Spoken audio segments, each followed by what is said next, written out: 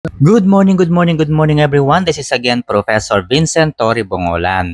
Ayan, so kailangan ko dito guys ng partisipasyon no dahil kailangan natin ng mas malalim na pag-uusap at para maintindihan natin ng maigi po yung ating tinatalakay. Okay, so tell me kung mag-a-agree kayo o hindi sa i-analyze natin ngayon. Okay, so kapag ako guys ang nakikinig sa mga abogado na nagpapahayag ng tungkol po sa kasong inihahain nila laban kay Vice President Sara Duterte, pinipili ko yung mga abogado na hindi bias.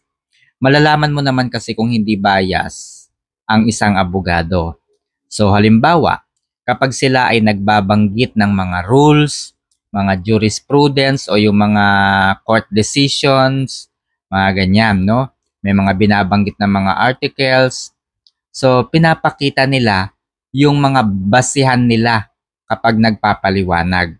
So, kapag merong ganun kayong nakita o napakinggan, mga kaibigan, ibig sabihin, walang kinikilingan yung abogado na yon, kundi kung ano lamang yung nakasulat sa ating saligang batas. Kung ano lamang yung merong jurisprudence. Okay?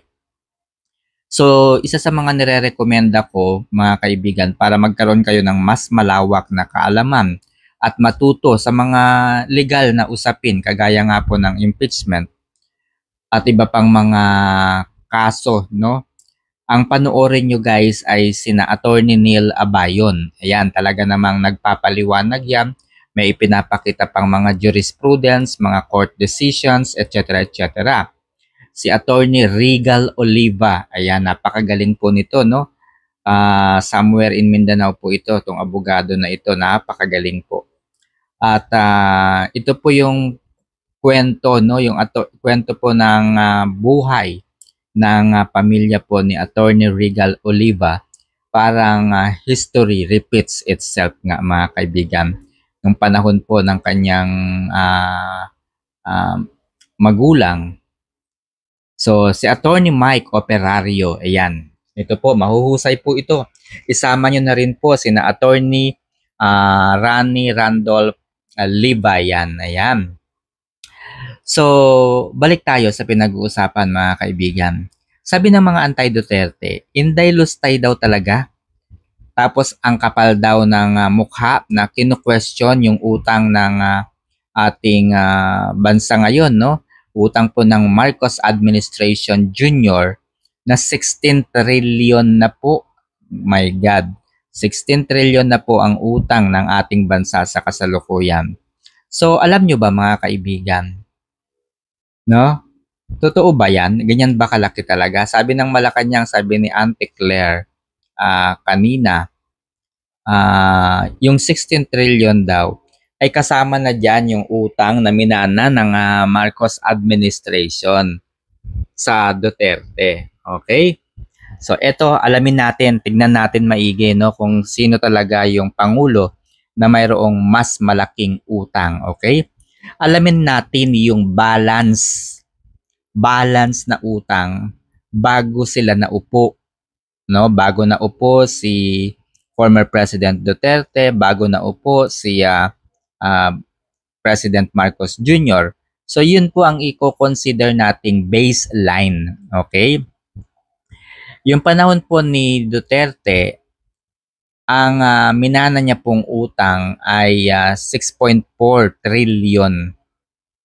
No, 6.4 trillion po ang minanang utang ni former President Duterte. So after 3 years, yung utang po ng ating bansa ay umabot sa 7.9 trillion pesos. From 6.4 naging 7.9 trillion.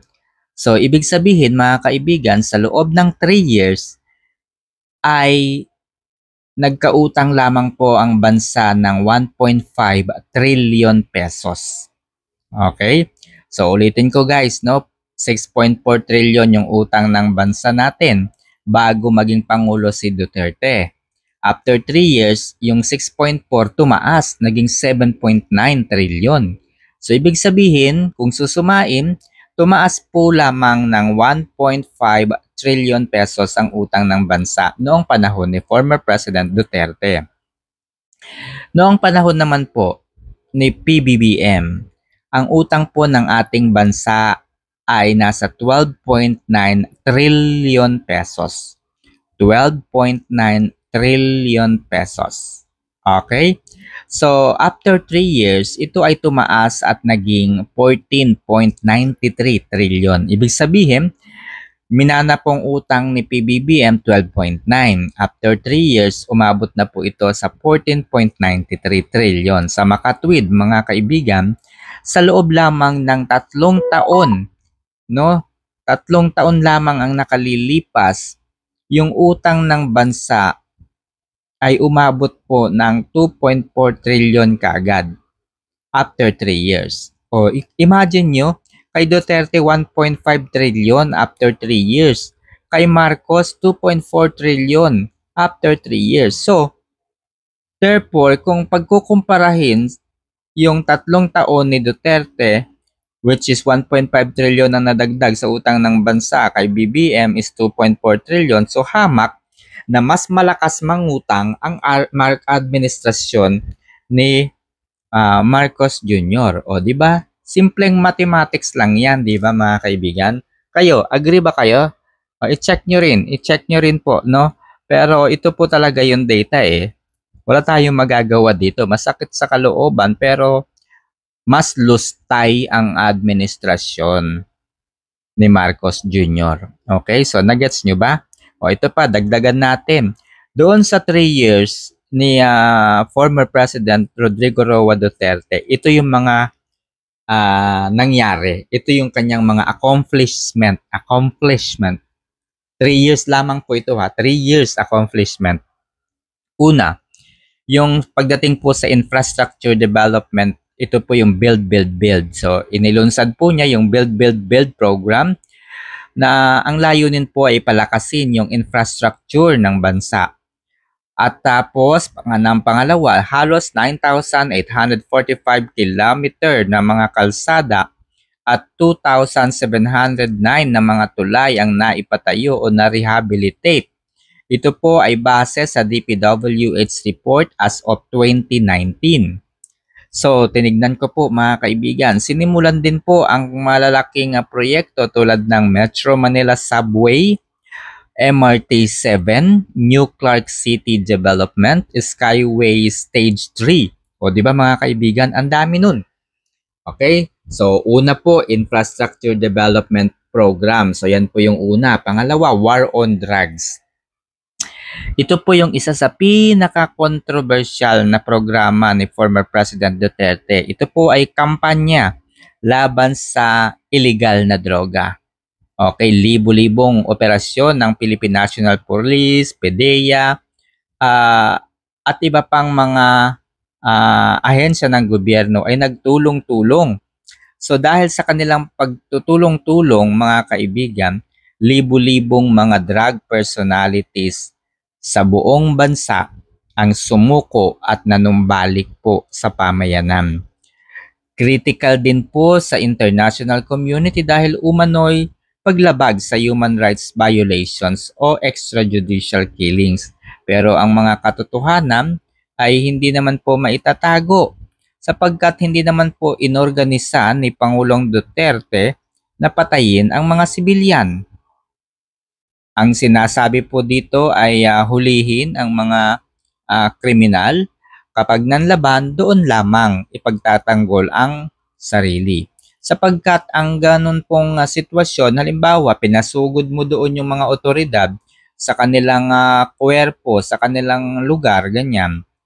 Tapos nanlaban yung pinapahuli mong kriminal, ang tawag po doon ay justifying circumstances kasi ipinagtatanggol mo yung iyong sarili.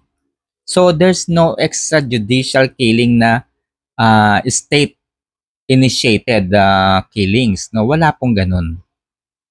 Okay, number 3 is all about the tax reform.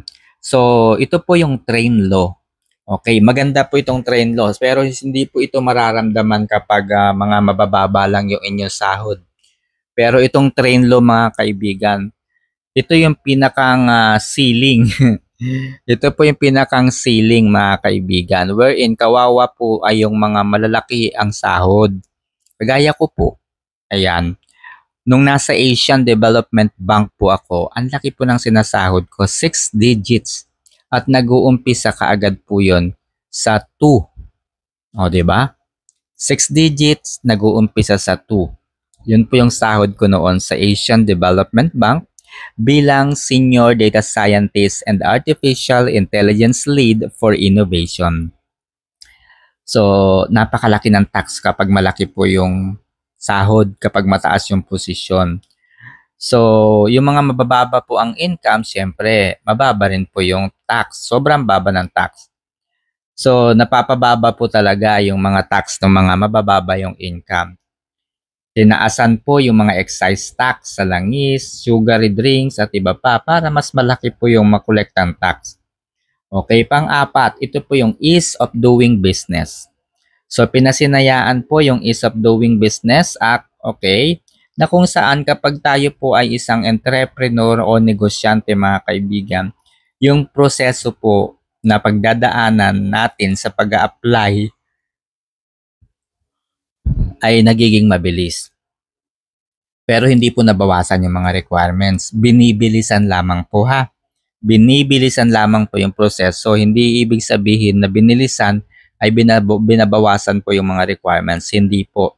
Kailangan hindi natutulog ang papel kapag ikaw ay nag-a-apply ng business permit. Kailangan talaga mabilis yung pagpoproseso at pakikipagtransaksyon sa anumang opisina ng gobyerno. Halimbawa, Mayor's Office, DTI, yung mga ganyan. SSS, Pag-ibig, ng mga empleyado, mga ganun, mga kaibigan. Number 5, ito po yung free tuition fees sa mga state universities and colleges. So, ibig sabihin mga kaibigan, itong free tuition fee na ito, matagal na po itong isinusulong sa Senado. Ilang pangulo na po yung nagdaan pero wala pong gustong pumirma doon sa free tuition fee. Kasi ganito halimbawa, yung mga estudyante sa private school, pati na rin yung mga nasa state universities, kung hindi nga naman pagbabayarin ng tuition itong mga estudyante na ito, kung gagawin na nga pong free yung mga estudyante na ito, ang unang problema nila noon, saan tayo kukuha ng pang-subsidy dito? Kasi babayaran natin talaga yung mga universities yung mga private school, babayaran natin yan. Babayaran yan ng gobyerno. Okay? Para pumayag sila na hindi na maningil ng tuition fee. So, yun po yung purpose.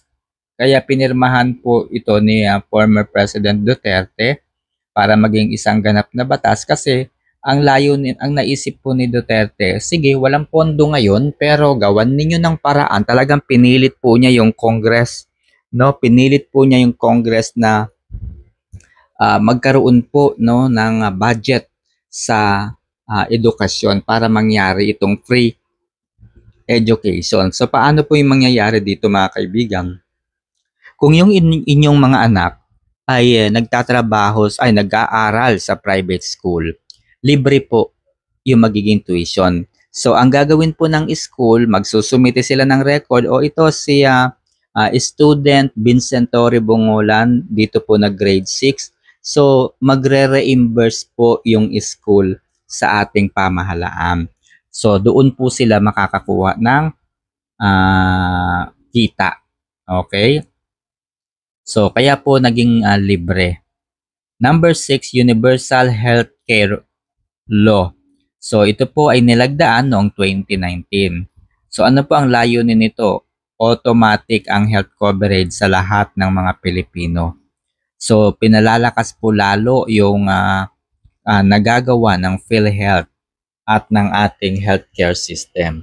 So, number 7, ito po yung pagbuo po ng Bangsamoro Organic Law.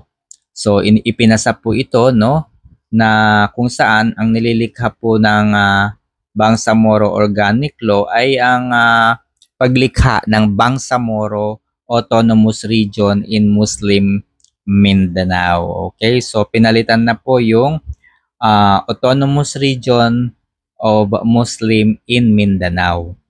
Ito na po ay Autonomous Region in Muslim Mindanao. So ano po ang layunin nito? Para mas masiguro po yung malawak at epektibong proseso para sa kapayapaan. So kung inyong matatandaan mga kaibigan, kapag sinabing Mindanao, ito po ay magulo, lagi pong may gera, ganyan. Yan po yung yan po yung connotations na dumikit sa Mindanao. Pero salamat po kay former President Duterte sapagkat naging tahimik ang lahat. So kung inyo din pong matatandaan mga kaibigan ay naging bahagi po si Senator Robin Hood Padilla para magkaroon ng peace talks sa pagitan ng mga militanteng grupo, mga Muslims, at ng gobyerno. Kaya po naging matagumpay ang peace talks noong panahon ni Duterte. It's because of the help din ni Senator Robin Hood Padilla. Okay, so number 8 na tayo, ekonomiya. So bago po magkaroon po ng pandemya, mabilis ang takbo ng ekonomiya. Ang GDP growth rate po natin ay umabot ng 6.7 noong 2017. Noong 2018 naging 6.2 at noong 2019 ay naging 6.0. So mababa rin po ang inflation rate natin noong 2017. Okay? So yan po yung foreign investment po natin tumaas din po noong mga unang taon po ni former President Duterte. Okay, so siyempre number 9, ito po yung independent foreign policy. Okay, so number 10, ito po yung anti-corruption drive. Ano po yung ginagawa ng anti-corruption drive? Inalis sa pwesto ang ilang opisyal ng gobyerno dahil sa aligasyon sa katiwalian. Bagamat mayroong effort, marami pa ring bumabatikos na limitado daw ang ang epekto ng anti-corruption drive ng Pangulo. Okay, so pangalawa na pag-uusapan natin mga kaibigan, ito po. Okay. Ayaw daw ma-impeach ni BP Sara kahit naman sinong opisyal, hindi ba mga kaibigan? Kahit sino, kahit ikaw, kahit ako. Ayaw kong ma-impeach, di ba? Sino ba naman tanga-tanga yung papayag ma-impeach? Itong mga tao talaga na baka syunga-syunga din Anong gusto ninyo mga kaibigan? O sige, sabihin ni BP Sara, wag na tayo magpakahirap pa, i-impeach nyo na ako. Meron bang ganon? Tanga-tanga talaga itong mga anti-Duterte to Hindi rin nag-iisip talaga no? So, so kahit naman sinong opisyal talaga, ang sampahan mo ng impeachment, papalag at papalag. Lalo na't alam mong wala kang kasalanan, so malamang ipaglalaban mo ang iyong sarili. Okay?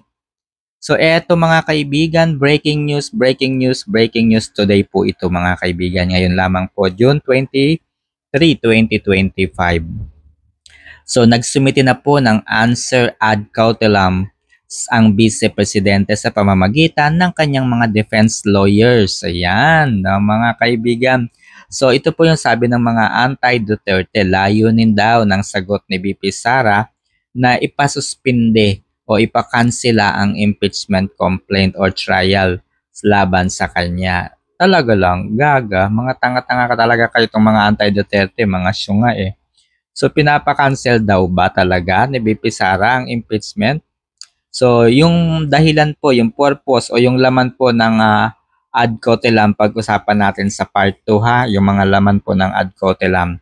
So sa totoo lang, kahit si BP Sara mga kaibigan, gusto niya magkaroon na po at maumpisahan na yung trial, di ba?